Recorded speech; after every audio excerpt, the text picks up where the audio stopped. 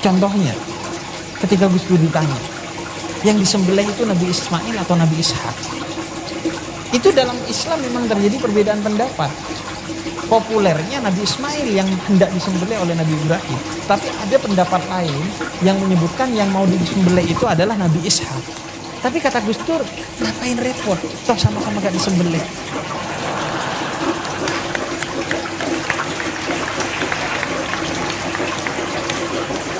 Iya, itu kan tipikal imam pemuda tersesat ya. Bagaimana kemudian memberikan jawaban yang solutif sesuai dengan akal setiap orang, sesuai dengan bahasa setiap orang, sehingga Gus Dur itu menjadi rahmat bagi semua, menjadi ayah bagi semua. Karena wawasan yang luas yang kemudian diolah dengan kreativitas yang tinggi sehingga beliau bisa mengatasi. Saya yakin kalau almarhum Gus Dur itu masih hidup sampai sekarang, itu ada banyak pertanyaan-pertanyaan pemuda tersesat itu yang selesai di Gus Dur itu.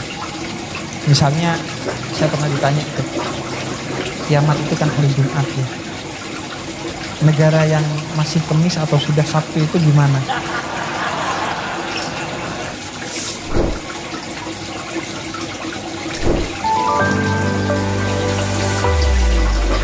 Kan tausiahnya, silakan Habib. Bismillahirrahmanirrahim. Alhamdulillah wassalatu wassalamu ala Rasulillah Muhammad ibn Abdillah wa ala alihi wa sahbihi wa man walah, amma ba'du. Assalamualaikum warahmatullahi wabarakatuh.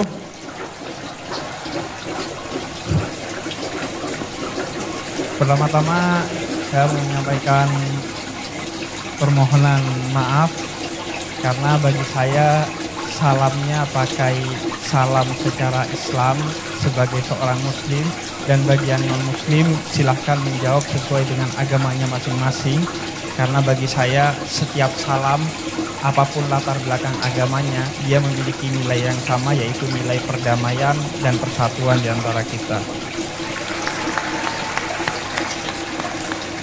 Saya sering bilangnya itu kambing nggak perlu mengembek untuk menyampaikan salam kepada ayam. Kambing nggak perlu berkokok untuk menyampaikan salam kepada ayam, dan ayam tidak perlu mengembek untuk menyampaikan salam kepada kambing. Karena Anda jadi kambing barusan. Kemudian yang kedua, saya menyampaikan terima kasih atas undangannya dari jaringan Gus Durian Haul ke-15 Al-Maghfurlah Haji Abdurrahman Wahid alias Gus Dur, dan senang sekali Haul ke-15 Gus Dur ini adalah salah satu dari beberapa haul, diantaranya haul Solo yang seingat saya, sependek ingatan saya selalu hadir baik di Jakarta maupun di Yogyakarta. Alhamdulillah, dari awal saya mu'alaf haul, awal saya kenal haul itu haul Gus Dur itu salah satu haul yang sependek saya ingat itu selalu saya hadiri baik di Ciganjur maupun di sini pada malam hari ini. Dan senang sekali karena pakai rebana, apalagi ada 150 penabuh rebana pada malam hari ini. Ini mengingatkan saya pada apa yang disampaikan Imam Jalaluddin Ar-Rumi, salah seorang sufi besar dari Persia. Beliau katakan, ketika aku meninggal, jangan engkau menangis, jangan engkau bersedih, tapi bergembiralah dan tabuhlah genderang, antarkan aku dengan tabuhan genderang itu, karena kematian bagiku adalah momentum sang pecinta sedang menemui yang maha dicintainya. Sehingga itu momen kegembiraan. Makanya orang Madura itu, saya orang Madura, tapi Madura saya swasta, karena dari Jawa Timur.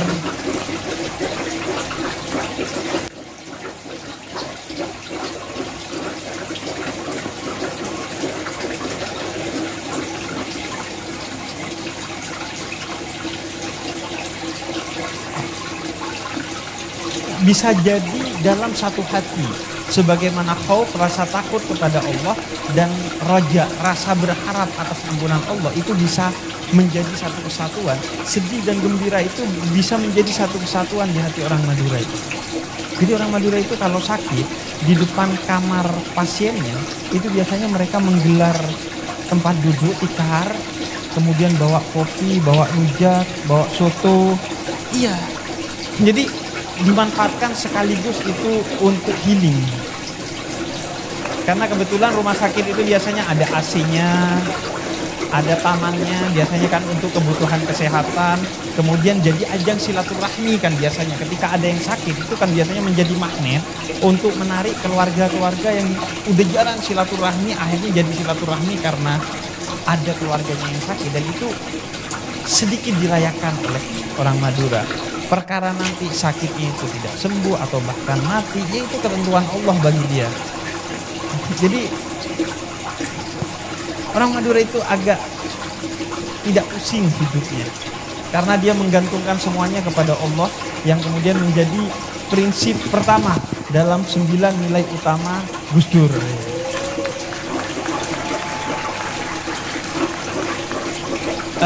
Saya gak tahu apakah Gus Dur yang menginspirasi orang Madura atau Gus Dur yang terinspirasi dari orang Madura.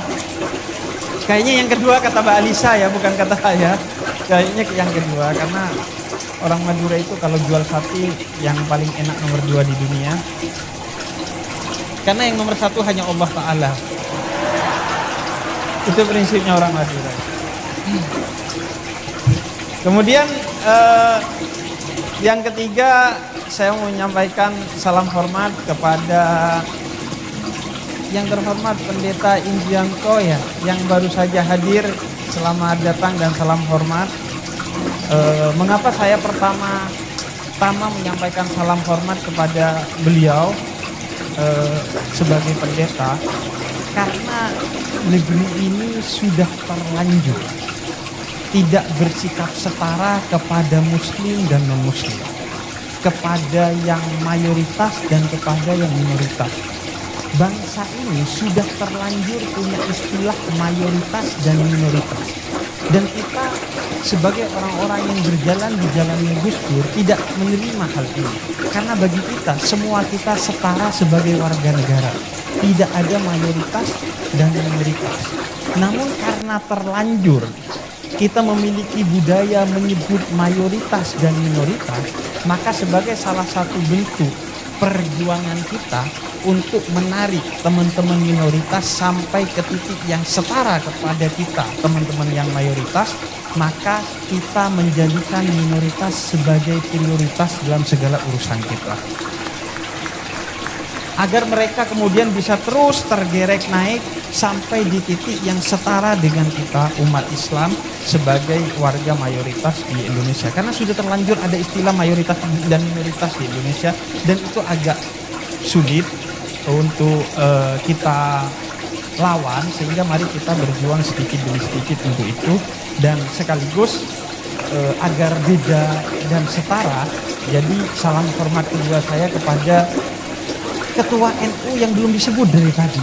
Ada Mas Syafiq Ali di sana. Iya, jadi betul-betul ini jadi festival beda yang setara benar-benar ini. Jadi yang saya sebut justru yang tidak disebut dari tadi. Kalau yang sudah disebut sudah gak usah saya sebut ya. Iya. Syafiq Ali pimpinan Gus Duriah cabang Jomblo. Jadi gitu. Tapi spesial saya tetap mau menyampaikan salam hormat kepada Romo Yai Ubaidillah dan Mbak Alisa Wahid selaku keluarga dari Gus Dur. Kemudian lagi-lagi saya ingin cerita tentang sebelum saya mau cerita, saya mau menyampaikan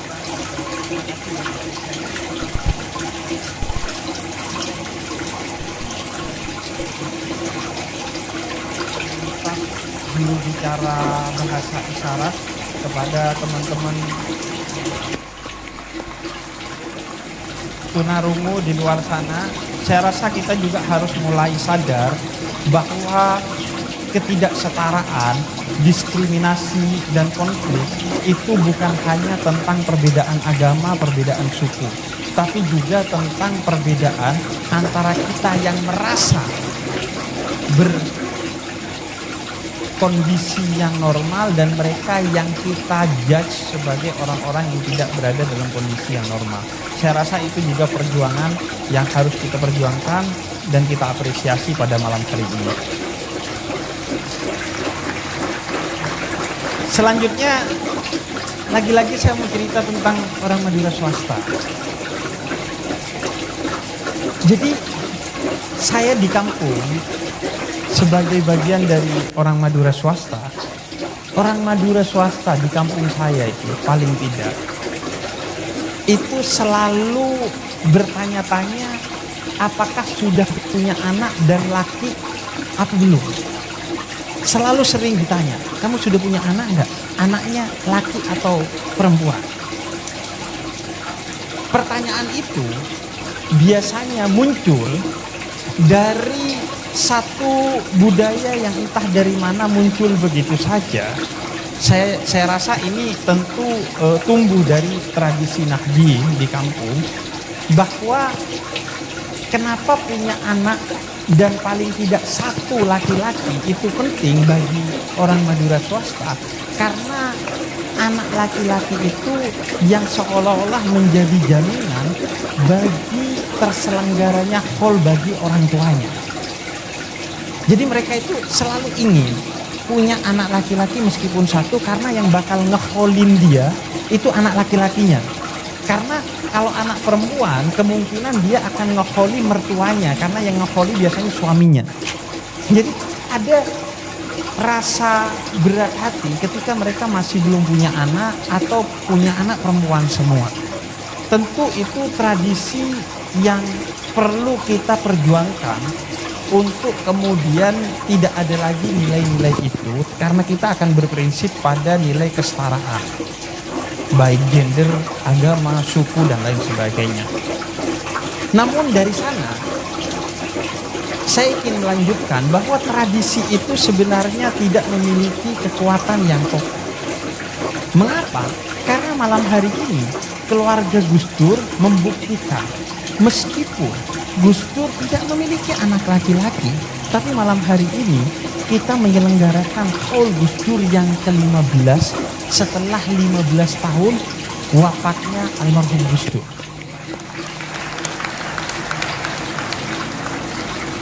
Bahwa pada akhirnya haul itu bukan tentang anak-anak biologis utamanya, tapi tentang anak-anak ideologis. Betapapun kita punya anak biologis dan betapapun laki-laki, betapapun tidak satu tapi 5 atau 7 atau lebih, tapi kalau mereka tidak melanjutkan nilai-nilai ideologi yang telah diperjuangkan oleh ayahnya, niscaya mereka tidak akan melanjutkan bahkan haul dari ayahnya itu sendiri. Sebagaimana yang dialami oleh Nabiullah Nuh.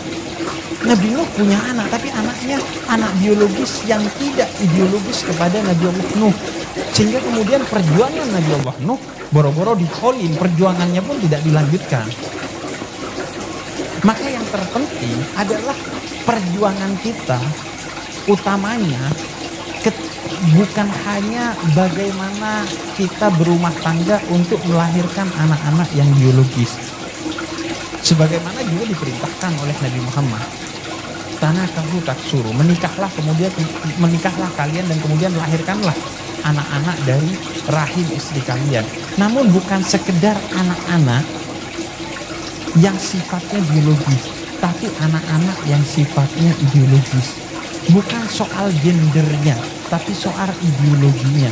Mau perempuan, mau laki-laki, mau anak biologis kita atau bukan anak biologis kita, selama ideologi yang kita perjuangkan, kita sebarkan dan kita wariskan kepada generasi setelah kita, maka pastilah kita akan mendapatkan karunia dan pahala meskipun telah wafat dari apa yang telah kita perjuangkan secara ideologis tersebut. Kalau sudah anak-anak ideologis itu ada dan tersebar, maka mau diholi gak jauh lebih penting. Karena perjuangan mereka adalah amal jariah dari kita. Karena doa mereka juga akan sampai kepada kita, karena mereka anak-anak ideologis yang soleh dan solehah, yang dikatakan oleh Nabi Muhammad doanya akan tetap sampai kepada kita. Maka itulah yang membuat kita terbuka pikiran, mata, dan hati. Bagaimana kita menyiapkan anak-anak ideologis. Bagaimana kita tidak hanya berpikir tentang hidup kita saat ini dan di sini, tapi hidup kita di sana setelah ini. Agar kita kemudian tetap mendapatkan limpahan karunia, pahala, dan rahmat dari Allah melalui anak-anak ideologis yang kita didik sebagai seorang pejuang. Kemudian pada malam hari ini kita memilih di sini tidak nonton bola Indonesia dan Jepang ya. Pertama, Mbak Alisa, saya curiga teman-teman tetap nonton. Karena sekarang nonton nggak mesti di TV ya, di HP, bisa di HP. Jadi tidak menutup kemungkinan teman-teman di sini sebenarnya tetap nonton. Iya kan? Tapi yang jelas ketimbang nonton di sana, kalau kita mau membandingkan, lebih baik hadir di sini. Karena kenapa? Pertama, ada keberkahannya. Yang kedua, Anda bisa tetap nonton dari sini. Kemudian yang ketiga, yang paling penting ada di sana Indonesia kalah, tapi di sini Indonesia menang. Iya, di sana Indonesia kalah 4-0. Di sini sudah pasti Indonesia menang tuh. Karena di sini kita berbicara tentang kemanusiaan, perdamaian, ketauhidan, dan nilai-nilai mulia yang telah diajarkan oleh Gus Dur. Jadi Anda gak gambling kalau di sini. Di sana agak berjudi tuh Anda. Bisa kalah, bisa menang tuh. Kalau di sini sudah pasti menang karena Anda berdiri untuk Indonesia, untuk kemanusiaan, untuk persatuan dan lain sebagainya.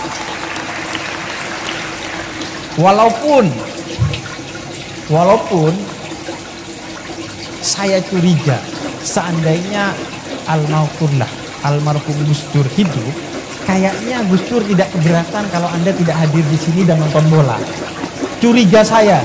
Karena kenapa? Satu, Gus Dur suka bola.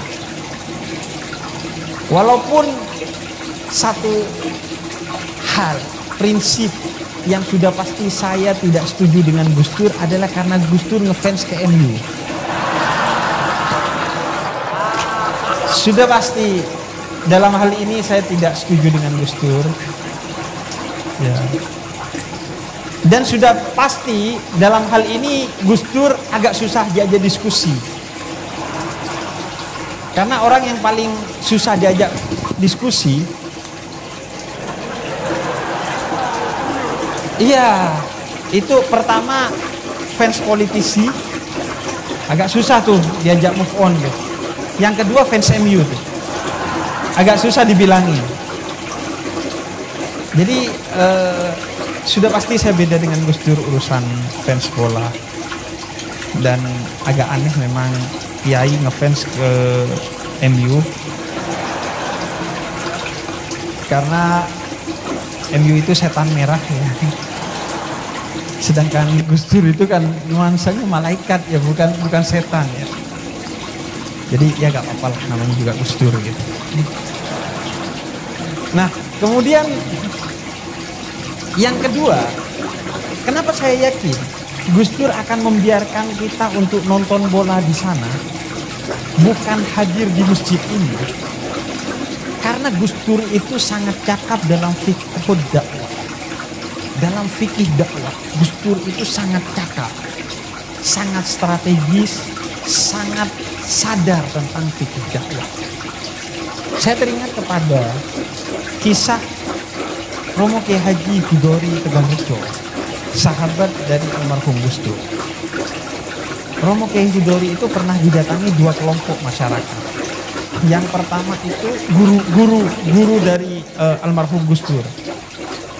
Jadi Romo Yai Hudori itu pernah didatangi oleh dua kelompok masyarakat. Yang satu itu orang-orang dari komunitas masjid, dan yang satunya lagi itu adalah orang-orang dari komunitas seni.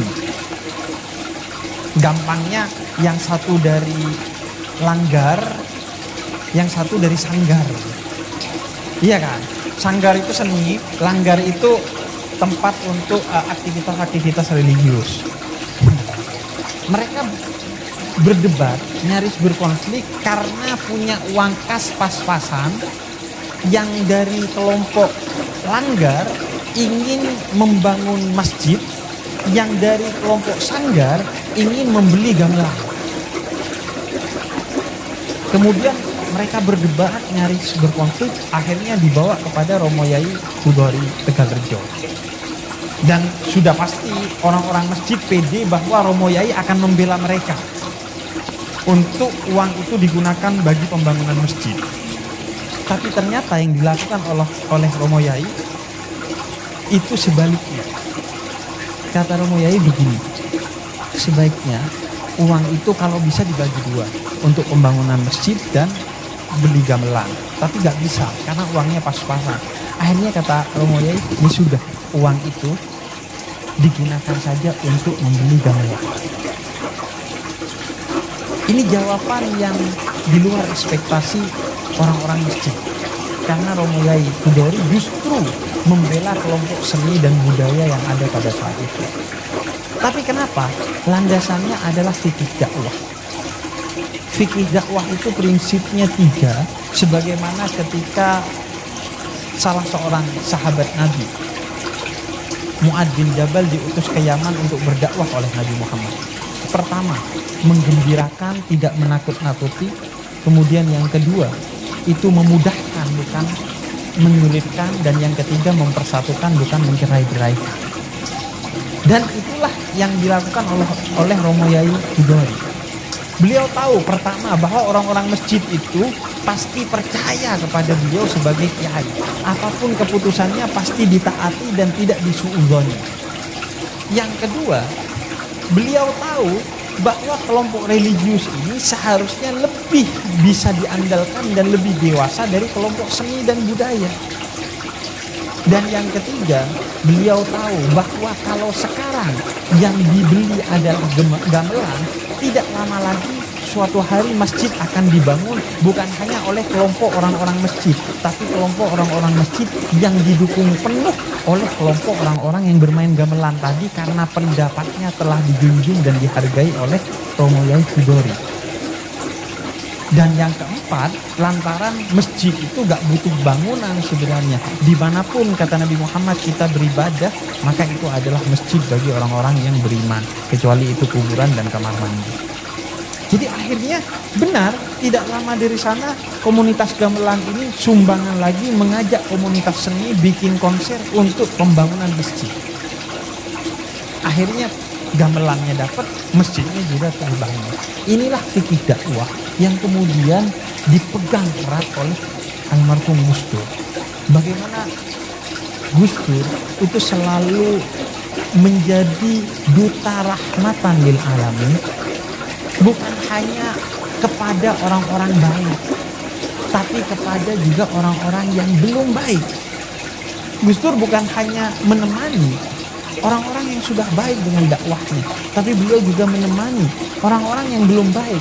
Dengan apa? Dengan memberikan kabar tentang fatwa-fatwa yang munculnya dari ijtihad dari para ulama, bagaimana Islam itu bisa dilaksanakan secara mudah, tidak seperti yang dilakukan oleh kelompok-kelompok khusus yang sudah menerapkan Islam dengan cukup komprehensif, cukup berat dan lain sebagainya. Karena wawasan yang luas itu menyebabkan Gus Dur bisa memberikan alternatif bahwa ada loh pendapat dalam Islam yang orang seperti kamu itu bisa masuk surga. Walaupun sholat subuh 6:30, puasanya begini begitu, zakatnya begini begitu, umrohnya dapat giveaway gitu. Anda bisa masuk surga. itu wawasan fikih yang luas dari Gus Dur menyebabkan pendapat-pendapat yang mudah itu disampaikan oleh Gus Dur, sehingga Islam terasa rahmat bukan hanya bagi kelompok-kelompok yang sudah baik, tapi kelompok-kelompok yang belum baik.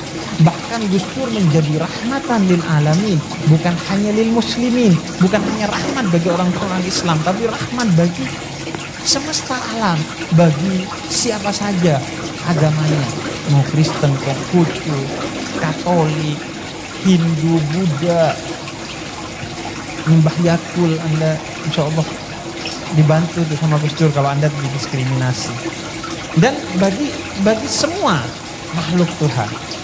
Karena kenapa? Karena wawasan yang begitu luas dari Gus Dur. Dan memang itulah gunanya dari perbedaan. Kata Khalifah Al-Mansur ketika ditanya, kenapa engkau membiarkan perbedaan itu hidup dalam kepemimpinanmu? Kata Khalifah Al-Mansur, iya, agar orang-orang yang belum bisa menggapai jalan-jalan yang sulit menuju Allah, mereka melewati jalan-jalan yang mudah. Agar perbedaan itu menjadi pilihan bagi orang-orang yang mau mendekatkan diri kepada Allah. Dan itulah yang menyebabkan kenapa hidup kita jadi repot setelah Gus Dur meninggal. Karena gak ada yang bilang gitu aja kok repot. Semuanya menjadi repot karena kita tidak memiliki seorang seperti Gus Dur dengan wawasan khazanah keislaman yang begitu luas, sehingga bisa menampung Islamnya itu bukan hanya orang yang sudah baik, tapi orang yang belum baik, bahkan orang yang belum Islam sekalipun. Khazanah keislaman beliau bisa menampung mereka dalam suasana yang toleran, dalam suasana yang moderat, dalam suasana yang penuh persaudaraan dan kehangatan. Dan khazanah kebangsaan yang begitu luas yang ada di hati dan pikiran Gus Dur menyebabkan siapapun orang yang menjadi warga negara ataupun bukan warga negara Indonesia bisa dipeluk oleh Gus Dur.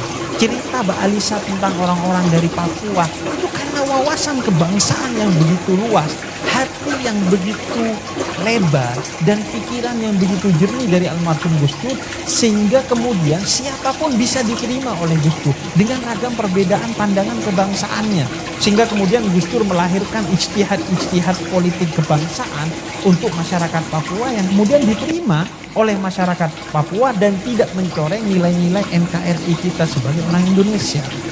Itu karena wawasan itu menyebabkan hidup kita gak repot. Yang bikin repot ini kan orang yang baru belajar Islam, baru kenal 1-2 ayat. Kalau sholat pakainya kulhu lagi. Itu yang bikin repot tuh. Yang wawasan keislamannya belum luas, wawasan kebangsaannya belum luas, sehingga ada perbedaan politik sedikit, itu akan menjadi konflik. Ada perbedaan pandangan keagamaan sedikit, itu akan jadi konflik. Itulah yang menjadi hidup kita repot setelah ditinggalkan oleh Gus Dur. Karena tidak ada orang yang seperti Gus Dur, yang memiliki wawasan yang luas dan berani. Yang terpenting adalah berani menyampaikan wawasannya itu kepada publik. Dan itulah yang dilakukan oleh Gus Dur. Memanfaatkan apa?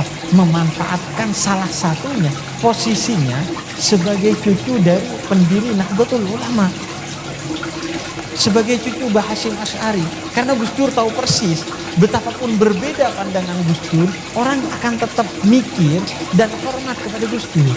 Dan itu dimanfaatkan. Privilege itu dimanfaatkan oleh Gus Dur bukan untuk dirinya, tapi untuk kemaslahatan umat.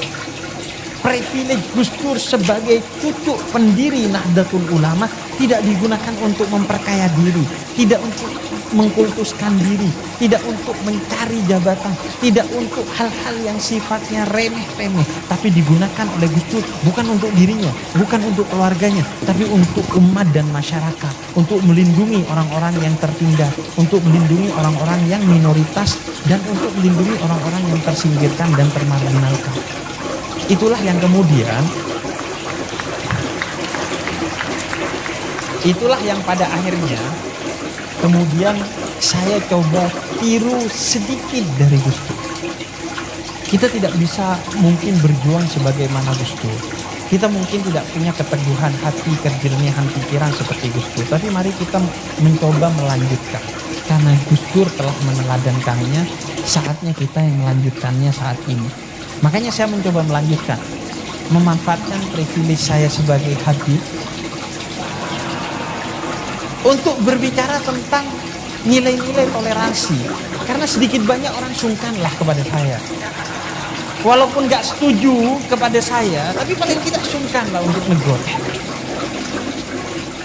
Salah sih, tapi habib. Menurut dia kan. Jadi mari kita, setiap kita itu diberi gift, diberi hadiah, diberi karunia oleh Allah. Gak ada kita itu yang tidak diberi karunia. Makanya saya tidak pernah menyebut orang-orang yang tunanetra, tunarungu sebagai orang berkebutuhan khusus. Bagi saya mereka adalah orang berkemampuan khusus, bukan berkebutuhan khusus. Karena setiap orang oleh Allah diberikan hadiah, karunia, gift yang tidak diberikan kepada orang lain. Maka itu yang menjadi privilege kita. Cari privilege itu dalam diri kita, kemudian gunakan bukan untuk diri kita, tapi untuk orang lain. Kalian ingin mendapatkan privilege sebagai anak orang kaya, gunakan harta itu untuk kemaslahatan umat. Yang mendapatkan privilege sebagai anak kiai, gunakan kegusan itu untuk memberikan kemaslahatan, jangan untuk petangkan petenteng.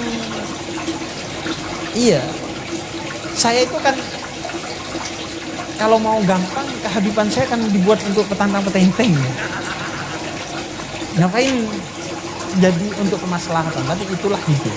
Khairun nas anfa'uhum linnas. Sebaik-baiknya manusia, siapapun manusia itu adalah yang bermanfaat bagi orang lain. Dan terakhir, melanjutkan dari apa yang saya ambil dari Gus Dur. Sebagai ini, kenapa saya ceritakan? Agar setiap kita kemudian berpikir, pulang dari sini tidak sekedar kemudian, oh selesai kita dapat berkah. Enggak. Kita bawa PR, apa yang bisa kita teladani dari almarhum Gus Dur, apa yang kita bisa lanjutkan dari almarhum Gus Dur. Bukan persis seperti Gus Dur sebagaimana tadi disampaikan Mbak Alisa, tapi apa yang Tuhan berikan kepada kita yang bisa kita tiru dari Gus Dur, kita tiru sekecil apapun. Karena Islam itu tidak pernah mengukur besar kecilnya sesuatu, sampai atau tidaknya, tapi yang dihargai adalah prosesnya dalam Islam, sekecil apapun. Karena kalau yang diukur besar atau kecilnya ya, itu Nabi Nuh gak jadi nabi tuh. Karena pengikutnya 950 tahun berdakwah cuma 73. Itu di Instagram gak centang biru itu. Di TikTok gak bisa live itu. Tapi beliau menjadi nabi walaupun pengikutnya hanya 73 karena Islam menghargai proses, menghargai value, nilai, bukan kepada hasil, bukan kepada besar atau banyaknya. Maka mari kita teladani sekecil apapun. Makanya saya ceritakan sebagai penutup cerita saya. Salah satu yang kemudian juga saya teladani dan perjuangkan dari Gus Dur adalah sebagai imam pemuda tersesat. Karena menurut saya, kalau saya itu imam pemuda tersesat, Gus Dur itu Grand Syekh pemuda tersesat. Serius. Kenapa? Karena Gus Dur itu dengan wawasannya yang luas mencoba merangkul seluas mungkin orang. Kalau bisa tidak ada yang tidak dirangkul. Termasuk tadi orang-orang yang belum baik. Makanya Gus Dur itu selalu memberikan jawaban-jawaban yang benar tapi out of the box dan kemudian bisa menyudahi kegalauan dari pemuda-pemuda tersesat itu. Contohnya, ketika Gus Dur ditanya, yang disembelih itu Nabi Ismail atau Nabi Ishak? Itu dalam Islam memang terjadi perbedaan pendapat. Populernya Nabi Ismail yang hendak disembelih oleh Nabi Ibrahim. Tapi ada pendapat lain yang menyebutkan yang mau disembelih itu adalah Nabi Ishak. Tapi kata Gus Dur, ngapain repot? Toh sama-sama gak disembelih.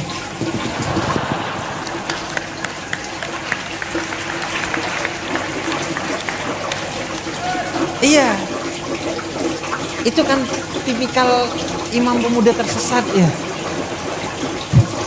Bagaimana kemudian memberikan jawaban yang solutif sesuai dengan akal setiap orang, sesuai dengan bahasa setiap orang, sehingga Gus Dur itu menjadi rahmat bagi semua, menjadi ayah bagi semua. Karena wawasan yang luas yang kemudian diolah dengan kreativitas yang tinggi sehingga beliau bisa mengatasi. Saya yakin kalau almarhum Gus Dur itu masih hidup sampai sekarang, itu ada banyak pertanyaan-pertanyaan pemuda tersesat itu yang selesai di Gus Dur itu. Misalnya saya pernah ditanya, kiamat itu kan hari Jumat ya. Negara yang masih Kamis atau sudah Sabtu itu gimana? Itu kan kita butuh Gus Dur untuk menjawab itu ya. Para kiai bisa menjawab itu, tapi kreativitas dengan sedikit komedi ala Gus Dur itu yang sulit untuk ditiru oleh kita. Misalnya kalau ada yang nanya, pintu surga itu didorong apa digeser, itu Gus Dur yang bisa jawab itu. Makanya pada akhirnya malam hari ini kita sadar bahwa kita butuh Gus Dur.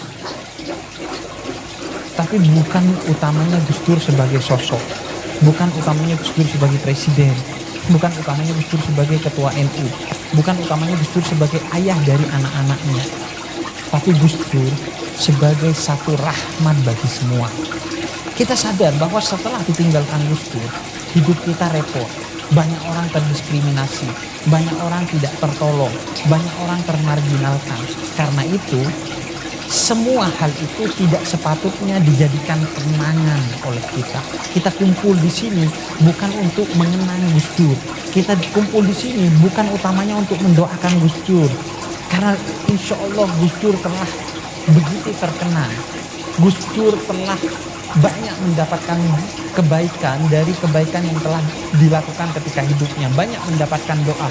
Tapi utamanya bagaimana krisis yang muncul akibat tidak lahirnya orang-orang seperti Gus Dur ini akan kita atasi mulai malam hari ini dengan terus melanjutkan perjuangan Gus Dur, karena Gus Dur telah meneladankan dan saatnya kita melanjutkan. Terima kasih. Sebelum menutup drama ini, mau menyampaikan terima kasih atas undangannya. Semoga ini bisa menjadi sesuatu yang kita bawa pulang dari Haul Gus Dur ini, dan tentunya kita berdoa bersama-sama semoga kita bisa meneladani Gus Dur, akan lahir generasi-generasi Gus Dur lainnya setelah ini, dan semoga itu bisa menjadi senyum bagi Gus Dur di sana. Terima kasih. Wassalamualaikum warahmatullahi wabarakatuh. Waalaikumsalam warahmatullahi wabarakatuh.